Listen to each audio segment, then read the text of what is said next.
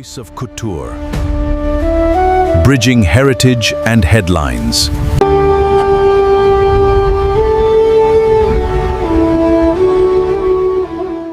ദൂതനായി വന്ന ഹനുമാനെ കൊന്നുകളയരുത്, എന്തെങ്കിലും അടയാളം കാണിച്ചു വിടണമെന്ന് വിഭീഷണൻ ഇടപെടുന്നു. അല്ലെങ്കിൽ ഹനുമാനെ കൊല്ലാൻ നിന്നതാണ് രാവണൻ. ഈ വിഭീഷണൻ ഒരു സന്ദർഭത്തിൽ നെഗറ്റീവായ ഒരു വാക്യം പറയുന്നുണ്ട്. നിനക്ക് വയ്യെങ്കിൽ ഞാൻ ബലിയിടാം, ഒന്ന് രാമൻ ബലിയിടും. രാമനാണ് അന്ത്യകർമ്മങ്ങൾ ചെയ്യുന്നത്. അവസാനം വിഭീഷണൻ കൂടെ വരികയും വന്ന് ഒരു അനുജന്റെ കർമ്മം നിർവഹിക്കുകയും ചെയ്യുന്നുണ്ട് രാമന്റെ പ്രേരണയാൽ. നമസ്കാരം. രാമായണ പൊരുൾ തേടിയുള്ള നമ്മുടെ യാത്ര തുടരുകയാണ്. ഇന്ന് നമ്മൾ പരിചയപ്പെടുന്നത് രാവണന്റെ സഹോദരനായ വിഭീഷണനെയാണ്.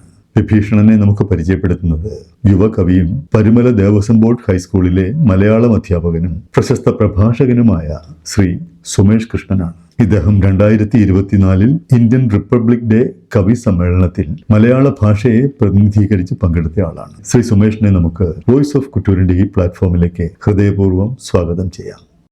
നമസ്കാരം. രാമായണത്തിലെ രാവണന്റെ കൂട്ടത്തിൽ നിന്ന് ശ്രീരാമനിലേക്ക് ചേർന്ന ഒരു കഥാപാത്രമാണ് വിഭീഷണൻ. അദ്ദേഹമാകട്ടെ നമ്മുടെ രാവണന്റെ കുടുംബത്തിൽ ശ്രീരാമനോട് ചേർന്ന് നിന്നുകൊണ്ട് ശ്രീരാമനിൽ അഭയം പ്രാപിച്ചുകൊണ്ട് തൻ്റെ നാടിന്റെ രക്ഷയ്ക്ക് വേണ്ടി രാവണനെതിരെ സമരം ചെയ്ത ആളാണ്, സ്വന്തം സഹോദരനായിട്ട് കൂടി. വിഭീഷണൻ രാവണന്റെ ജീവിതത്തിൽ നിർണായകമായ ചില ഇടപെടലുകൾ നടത്തുന്നുണ്ട്. അവിടെയാണ് വിഭീഷണൻ വളരെ ബുദ്ധിപൂർവ്വമാണ് ഓരോ കാര്യങ്ങളിലും ഇടപെടുന്നത്. അതിൽ ഏറ്റവും പ്രധാനപ്പെട്ട ഒരു കാര്യം, ഒന്ന്, വിഭീഷണൻ രാമന്റെ അടുത്ത് സഹായാഭ്യർത്ഥനയ്ക്ക് വരുന്നു. അപ്പോ കൊല്ലാൻ പലരും പറയുന്നുണ്ടെങ്കിലും രാമൻ പറയുന്ന ആയുധരഹിതനായി സഹായം അഭ്യർത്ഥിച്ചു വരുന്നതിനെ കൊല്ലാൻ പാടില്ല എന്ന് പറയുന്നുണ്ട്. വിശ്രവസിന്റെയും കൈകസിയുടെയും സാത്വിക സന്താനമാണ് വിഭീഷണൻ. മറ്റത് രാവണൻ അങ്ങനല്ല. രാവണൻ മഹാപണ്ഡിതനൊക്കെയാണ്. രാവണൻ എന്ന വാക്കിന്റെ അർത്ഥം തന്നെ രവങ്ങളുടെ ഈശ്വരൻ, രവങ്ങളുടെ അധിപനാണ്, ശബ്ദത്തിന്റെ അധിപനാണ് രാവണൻ. സംഗീതജ്ഞനാണ്, മഹാപണ്ഡിതനാണ്. ജടാകടാക സംഭ്രമം പോലെയുള്ള ഢലാടപട്ടപാലകേ കിശോരചന്ദ്രശേഖരീ രതി പ്രദക്ഷിണം നമ എന്നൊക്കെ പറഞ്ഞ് ശിവനെ പോലും വിസ്മയിപ്പിച്ച പാണ്ഡിത്യമുള്ള ആളാണ് രാവണൻ. ദേവസഭയിൽ സംഗീതത്തെക്കുറിച്ച് പ്രഭാഷണം നടത്താൻ വേണ്ടി ശിവൻ കൊണ്ടുപോയി അവതരിപ്പിച്ച ആളാണ് രാവണൻ. തന്റെ ഭാര്യയായ മണ്ഡോദരിക്ക് ഒരു മനോവിഷമം ഉണ്ടാകുമ്പോൾ മടിയിലിരുത്തി വീണ വായിച്ച് കേൾപ്പിച്ച് ഉറക്കിയ ആളാണ് രാവണൻ. അതൊക്കെ ശരി. പക്ഷേ ഈ രാവണന്റെ ജനനം സന്ധ്യാസമയത്താണ്, ഗർഭാധാനം. അതായത് കൈകസി സന്ധ്യാസമയത്ത് മൈഥുനത്തിന് വേണ്ടി ഭർത്താവിനെ, മുനിയെ നിർബന്ധിക്കുകയും മുനി പറഞ്ഞത് അതിനുള്ള സമയമല്ല, അത് പ്രാർത്ഥിക്കാനുള്ള സമയമാണ് എന്ന് പറയുമ്പോൾ വേണ്ട, ഇപ്പൊ തന്നെ വേണമെന്ന് നിർബന്ധിക്കുകയും അങ്ങനെ ഇടപെടുകയും ചെയ്തതിൽ നിന്ന് ജനിച്ച ആളാണ് രാവണൻ. രാവണന് ആ ഒരു നിശാചരത്വം എപ്പോഴും ഉണ്ടായിരുന്നു എന്നുള്ളത്. രാവണന്റെ എല്ലാ ക്വാളിറ്റിയും നമ്മൾ അംഗീകരിക്കുമ്പോൾ തന്നെ രാവണന് ഒരു പ്രശ്നം ഉണ്ടായിരുന്നത്, എവിടെ നല്ലത് കണ്ടാലും അതെടുത്ത് സ്വന്തം നാട്ടിൽ കൊണ്ട് വയ്ക്കണം, സ്വന്തം രാജ്യത്ത് കൊണ്ട് വയ്ക്കണം. ഈ ശീലം നല്ലതല്ല എന്ന് വിഭീഷണൻ അന്ന് തന്നെ ഉപദേശിക്കുന്നുണ്ട്. എന്നെ സഹായിക്കേണ്ട വിഭീഷണൻ പോലും എന്നെ സഹായിക്കുന്നില്ല, നീ എന്നെ സഹായിക്കണം എന്നാണ് മാരീചനോട് പറയുന്നത്. അല്ലെങ്കിൽ എന്നോട് വാൾക്ക് ഊണാകുമല്ലോ എന്നാണ്. അതേന്നാണ് നമ്മൾ മനസ്സിലാക്കേണ്ടത്. എഴുത്തച്ഛനെ മലയാളീകരിച്ചപ്പോഴാണ് അതിനെ ഊണ് എന്നൊരു സങ്കല്പം, ഊൺ എന്നൊരു സങ്കല്പം അത് നമ്മുടെ നാട്ടിലേ ഉള്ളൂ, കേരളത്തിലേ ഉള്ളൂ. ഭക്ഷണത്തിന് ഊണെന്ന് പറയുന്നത്, അതായത് ഊണെന്ന് പറയുമ്പോൾ ലൈറ്റ് ഫുഡ് ആയിരിക്കും. എന്റെ നാട്ടില് തിരുവനന്തപുരത്തൊക്കെ, നെയ്യാറ്റിങ്കര ഭാഗത്തൊക്കെ കഠിനമായ കായികാധ്വാനം ചെയ്യുന്ന ജോലിക്കാര് ഉച്ചയ്ക്ക് പോകണം, എവിടെ പോകണം, ചോറ് തിന്നാൻ പോണ് എന്നാണ് പറയുന്നത്. അവർക്ക് ജഗതി പറയുമ്പോൾ കൊട്ടാരമാണ്, കടിച്ചു പറയൊന്നും പാടില്ല. അവരൊക്കെ കടിച്ചു പറിച്ച് തിന്നണം, എങ്കിലേ കായികാധ്വാനം നന്നാവുള്ളൂ. അവർ ചോറ് തിന്നാനാ പോകുന്നു. അമ്പലത്തിലെ തിരുമേനി ഉണ്ണാൻ പോവുക, ഊണിന് സമയമായി എന്നാണ് പറയുന്നത്. പ്രസാദ ഊട്ട് എന്നാണ് പറയുന്നത്. ഊണ് എന്ന് പറഞ്ഞാൽ ഉമിനീരുമായി നേരിട്ട് കലർന്നിറങ്ങുന്നതാണ് ഊണ്. പുളിശ്ശേരി അല്ലെ, രസം, ഇതുപോലുള്ള ഈ ഡൈല്യൂട്ട് ചെയ്ത് അല്ലെങ്കിൽ ലിക്വിഡായി ഇറക്കുന്നതാണ് ഊണ്. ഉമിനീരുമായി പെട്ടെന്ന് കലരുന്നത്. മറ്റേ ചോറ് തിന്നാൻ പോകണം എന്നാ പറയുന്നത്. അത് തിന്നാലേ പറ്റുള്ളൂ. അങ്ങനെ എഴുത്തച്ഛൻ ഉപയോഗിച്ചിട്ടുണ്ട്.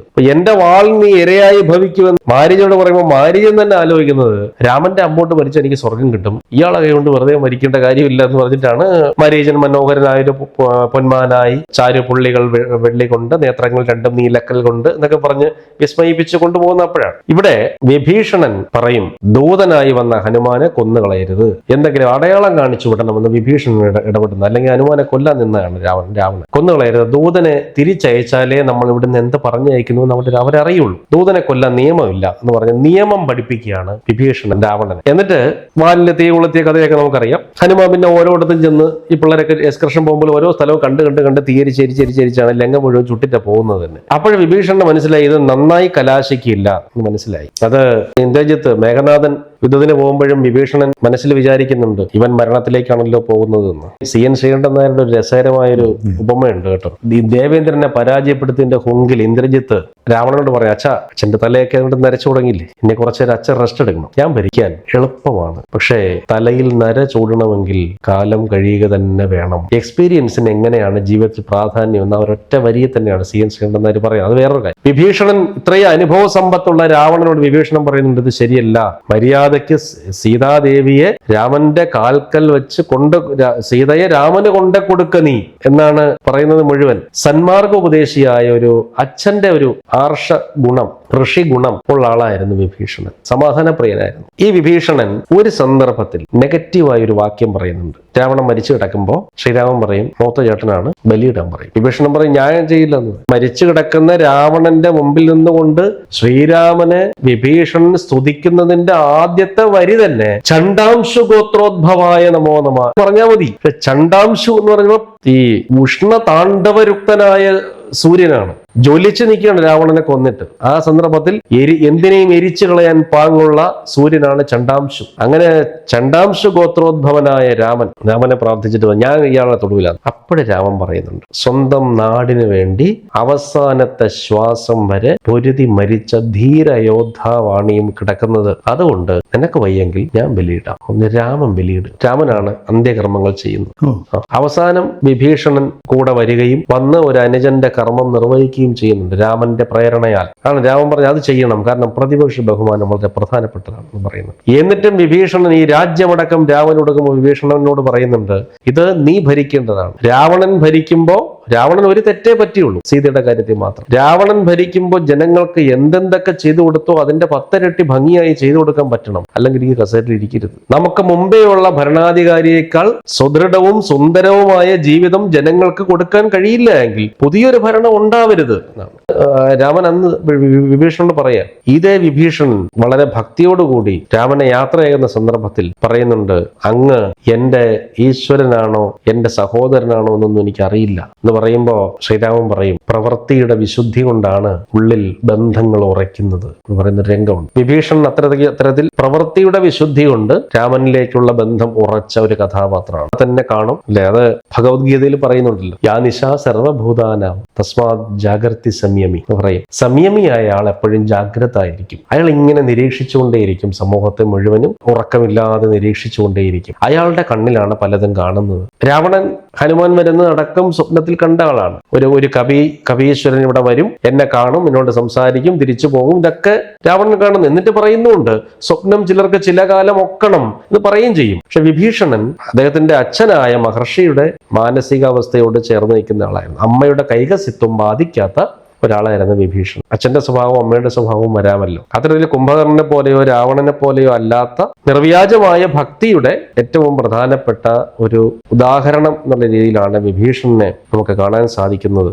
രാമായണത്തിലെ രണ്ടാം ഘട്ടത്തിൽ പ്രവേശിക്കുന്ന കഥാപാത്രങ്ങളിൽ ഏറ്റവും സംശുദ്ധമായ വ്യക്തിത്വത്തിന്റെ ഉടമയായിരുന്നു വിഭീഷണൻ രാമനെ കണ്ടപ്പോൾ തന്നെ അദ്ദേഹത്തിന്റെ പ്രത്യേകതകളെ കുറിച്ച് തിരിച്ചറിയാൻ കഴിയുകയും ഈ കുമാരനോട് പിടിച്ചു നീക്കാൻ രാവണന്റെ ദശഗ്രീവത്വത്തിന് കഴിയില്ല എന്ന തിരിച്ചറിവ് ഇടശ്ശേരി രസകരമായി എഴുതിയിട്ടുണ്ട്. ഹനുമൽ സേവ തുഞ്ചം പറമ്പിൽ എന്ന് പറയുന്ന കൃതിയിൽ പൊൻകിരീടവും ഭൂഷാവൃന്ദവും അണിഞ്ഞു നിൽക്കുന്ന രാവണൻ ഇങ്ങനെ ലുലുമാള് പോലെ മുകളിൽ നിൽക്കുക, താഴെ പെട്ടിക്കട പോലെ 2 കുട്ടികൾ, താഴെ നിൽക്കുന്നു 2 ബാലകർ വൽക്കം പൂണ്ടോർ എന്നാണ് പിന്നെ ഇടശ്ശേരി എഴുതിയിരിക്കുന്നത്. താഴെ 2 ബാലകർ 11ഉം 12ഉം വയസ്സുള്ള 2 ചെറുക്കന്മാര് നിൽക്കുന്നു, വൽക്കം പൂണ്ടോർ വൽക്കല ഉടുത്തവർ. അപ്പോഴാണ് നീ അവരെ രണ്ടുപേരെ ലിഫ്റ്റ് ചെയ്തത്. ഹനുമാനെ കുറിച്ച് പറയാം. നീ ലിഫ്റ്റ് ചെയ്തത്, നീ എടുത്ത് നിന്റെ തോളിൽ വെച്ചു, ഈക്വൽ ആക്കി രാവണന്. അസ്ത്രം ഏതോളം പറഞ്ഞു. രാവണൻ നെയ്യുന്ന അസ്ത്രം മുഴുവൻ നീ ഏറ്റുവാങ്ങിയിട്ട് സാധാരണ കുഞ്ചൻ നമ്പ്യാരുടെ കുരങ്ങന്മാരെ പോലെ മണ്ടി ഒളിക്കുക തന്നെ നല്ലു എന്ന കുരങ്ങനല്ല, മുന്നോട്ട് ആഞ്ഞ് അസ്ത്രം മുന്നോട്ട് വരുന്തോറും മുമ്പോട്ട് ആഞ്ഞു പോകുന്ന ഒരു വാനരനെ അവതരിപ്പിച്ചു ഇടശ്ശേരി. അവിടെ നിന്ന് യുദ്ധം ചെയ്തു രാമനോട്. എന്നിട്ട് തളരുമ്പോ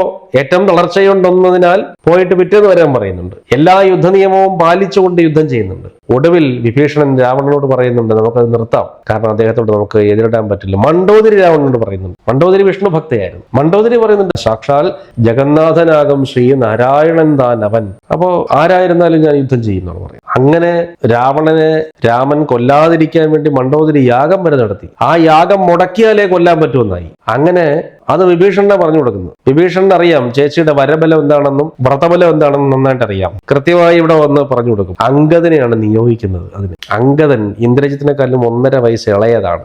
അംഗദൻ ചെന്നിട്ടാണ് ഈ മണ്ഡോദരിയെ ശാരീരികമായി ആക്രമിച്ചാണ് ഈ യാഗം മുടക്കുന്നത്. അപ്പൊ മണ്ഡോദരി പറയുന്നൊരു വാക്യമുണ്ട്, നീ താരേര മോനല്ലേ, ഇതും ചെയ്യുന്നതിന്റെ അപ്പുറവും ചെയ്യുമെന്ന്.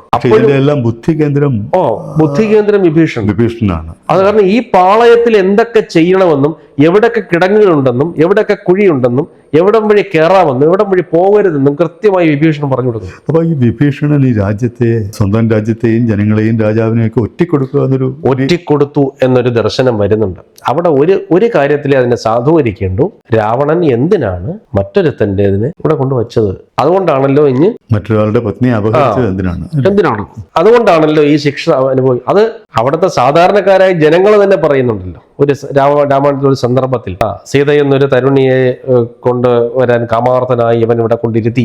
അങ്ങനെ സംഭവിച്ചാണ് അങ്ങ് മര്യാദയ്ക്ക് ഇരിക്കാൻ വയ്യ, നമ്മളെയും കൂടെ നമ്മുടെ ഭർത്താക്കന്മാരെയും കൂടെ യുദ്ധത്തിന് കൊണ്ടുപോയി അവരെ കുറെ പേരെ കൊന്നു എന്നൊക്കെ പറയുന്ന ആളുകളെ കൊണ്ട് തിരിച്ച് എന്നുവെച്ചാൽ ചെയ്യേണ്ടാത്തത് ചെയ്താൽ നമ്മുടെ പ്രജകളെന്ന് പറയുന്നവർ എന്നെ തിരിച്ചിറങ്ങി പോടാന്ന് പറയും. അതാണ് നമ്മൾ ചെയ്യേണ്ടുന്നത് ചെയ്താൽ ജനങ്ങൾക്ക് നമ്മൾ മരിച്ചു പോകുമ്പോൾ പോലും കരയും ജനം. ഞാൻ കോതമംഗലം തൃക്കാരൂർ സ്കൂളിൽ പഠിപ്പിക്കുമ്പോൾ ബസ്സിൽ ഇങ്ങനെ തിരുവനന്തപുരത്തേക്ക് വരികയാണ്. ഏറ്റുമാനൂർ സ്റ്റാൻഡിലേക്ക് ബസ് ഇങ്ങനെ കറങ്ങി എത്തിയപ്പോൾ ഉമ്മൻചാണ്ടി സാർ മരിച്ചതിന്റെ ഫ്ലക്സ് വെച്ചിരിക്കുക. ഈ ഫ്ലക്സിന്റെ മുമ്പിൽ നിന്ന് ഒരു അമ്മൂമ്മ കരയുന്നു. ഫ്ലക്സ് നോക്കിയിട്ട് നെഞ്ചത്തടിച്ച് കരയാണ്. അപ്പോൾ എങ്ങനെയാണ് ഒരാളിന്റെ മരണം ബാധിക്കുന്നത്? അത് ഉദാഹരണമായിട്ട് പറഞ്ഞതേ ഉള്ളൂ, ജനാധിപത്യത്തിന്റെ ഉദാഹരണം. ഇങ്ങനെ എത്ര ഉദാഹരണങ്ങൾ. നിങ്ങളുടെയൊക്കെ യൗവന കാലത്ത് സാറ് പത്രപ്രവർത്തനായിരുന്നല്ലോ, ഫോണില്ലാത്ത കാലം, വാട്സാപ്പ് ഇല്ല, ഫേസ്ബുക്ക് ഇല്ല. പക്ഷെ EMS മരിച്ചു എന്ന് അറിഞ്ഞതിന്റെ പിറ്റേ നിമിഷം തിരുവനന്തപുരം സ്തംഭിച്ചു, കേരളം സ്തംഭിച്ചു. എങ്ങനെ? അല്ലെ, നിങ്ങൾക്കൊക്കെ അറിയാമല്ലോ, നിങ്ങളൊക്കെ ലൈവായിട്ട് അത് കണ്ടവരല്ലേ, ആ ഓരോ ഘട്ടവും കണ്ടവരല്ലേ, ആ ബോഡി കൊണ്ടുപോകുന്ന അടക്കം. ഒറ്റ നിമിഷം കൊണ്ട് തിരുവനന്തപുരം സ്തംഭിച്ചു എന്നാണ് പറയുന്നത്. ഇത് എങ്ങനെയെന്നുള്ളതാണ്. ഒരു ഫോൺ വിളിച്ച് അറിയിക്കാനുള്ള സംവിധാനം അന്ന്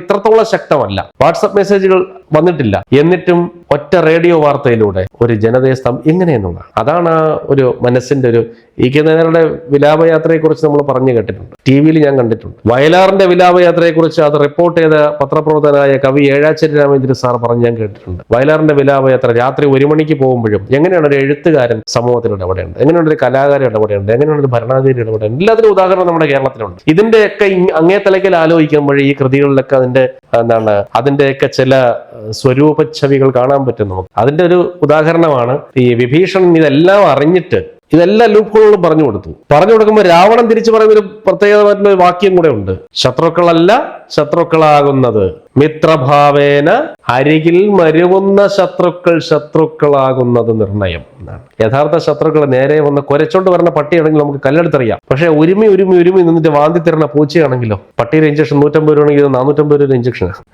ഇതിനേക്കാൾ അപകടമാണത്.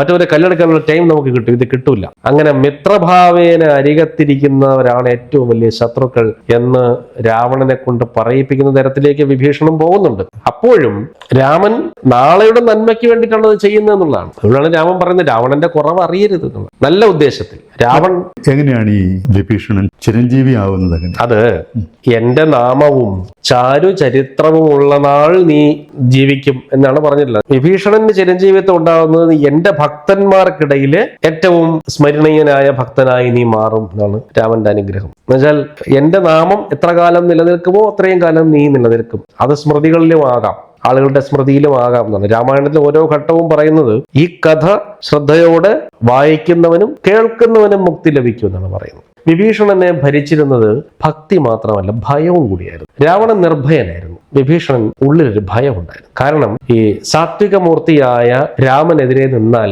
എനിക്ക് എന്തെങ്കിലും സംഭവിക്കുമോ എന്ന ഭയം. എന്നാൽ രാവണനെ സംബന്ധിച്ച് ഞാൻ ചെയ്യുന്നത് ശരിയാണ് എന്നുള്ള ബോധ്യമാണ് രാവണനെ ഭരിച്ചിരുന്നത്. ഞാൻ ചെയ്യുന്നത് മാത്രമാണ് ശരി എന്ന അഹംബോധമാണ് രാവണനെ ഭരിച്ചിരുന്നത്. അതുകൊണ്ടാണ് രാവണന് ഇത്തരത്തിലൊരു അന്ത്യം ഉണ്ടായത്. വിഭീഷണൻ അങ്ങനെയല്ല, അത് ചെയ്തുകൂടാ എന്ന ബോധ്യം ഉണ്ട്. അപ്പോൾ എന്ത് ചെയ്യാം, എന്ത് ചെയ്തുകൂടാ എന്ന അറിവാണ് നമ്മളെ ഏതെങ്കിലുമൊക്കെ സ്ഥലങ്ങളിൽ എത്തിക്കുന്നത്. വിഭീഷണൻ കൊതിച്ചതുപോലുമല്ല ഈ രാജ്യഭാരം. അതിലേക്ക് വിഭീഷണൻ എത്തിയത് വിഭീഷണൻ ആരെയാണോ പ്രാർത്ഥിക്കേണ്ടത് ആ വഴിയെ പ്രാർത്ഥിച്ചു എന്നുള്ളതുണ്ട്. അത്തരത്തിലൊരു മൂർത്തിയായിട്ടാണ് ഞാൻ വിഭീഷണൻ, അത്തരത്തിലൊരു പ്രതീകമായിട്ടാണ് ഞാൻ വിഭീഷണനെ കാണുകയും മനസ്സിലാക്കുകയും ചെയ്യുന്നത്. വോയിസ് ഓഫ് കുറ്റൂരിൻ്റെ ഈ എപ്പിസോഡ് നിങ്ങൾക്ക് ഇഷ്ടപ്പെട്ട് കാണുമെന്ന് കരുതുന്നു. ഇനി മറ്റൊരു പുതിയ വീഡിയോയുമായി താമസിയാതെ തിരികെ എത്താം. This is Radhakrishnan Kuttur signing off from voice of Kuttur, bridging heritage and headlines. Thank U.